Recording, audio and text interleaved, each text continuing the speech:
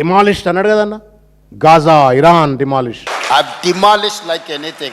You go and Google, you can see Iran, you can say Israel or anything, you can compare with those demolitions and these demolitions.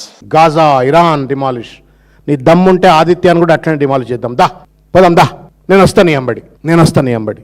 మేమంతా వస్తాం. ఇక మా మొత్తం media సోదరులు, మా Upender advocate సాబ్ అంతా మొత్తం నీ అంబడి అన్ని కత్తులు కటార్లు పట్టుకొని వస్తాం. నీ దమ్మేందో చూస్తాపా. నువ్వు చెన్నైలో చెప్పినావు కదా, పోదాంపా. ఆదిత్య మూసి నదిలో కడుతుండవాడు, కుల్దుపా. ఎందుకు? నీ కమిషన్లు ఇస్తే హైడ్రా పట్టుకోదు, నీ కమిషన్ లేకపోతే హైడ్రా నోటీసులు అంటది, విధ్వంసం అంటది. HYDRAA is an illegal weapon in the hands of Revanth Reddy. దాన్ని హిట్లర్ వెపన్కు పోల్చడంలోనే ఆయన శాడిజం ఏందో బయటపడ్డది, పర్వర్టెడ్నెస్ ఏదో బయటపడ్డది. నేను అడుగుతా ఉన్నాను, ఒక్క ఇల్లున కట్టిండు అన్న రేవంత్ రెడ్డి? ఒక్క ఇల్లు కట్టిండు అన్న? ఇల్లు కూల్చడంలో సంతోషమైందివా?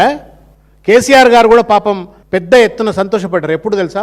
డబుల్ బెడ్రూమ్ ఇల్లు కట్టి ఆ పేద ప్రజలు పాపం సత్యనారాయణ వ్రతాలు చేసుకొని గృహప్రవేశాలు చేసుకుంటుంటే సొంత బిడ్డలు కనుక ఎట్లయితే ఇళ్ళకి పోతే తండ్రి ఎట్లా సంతోషపడతాడో ఆయన కూడా సంతోషపడ్డాడు. నువ్వేం సంతోషపడుతున్నావు అంటే డిమాలిష్డ్.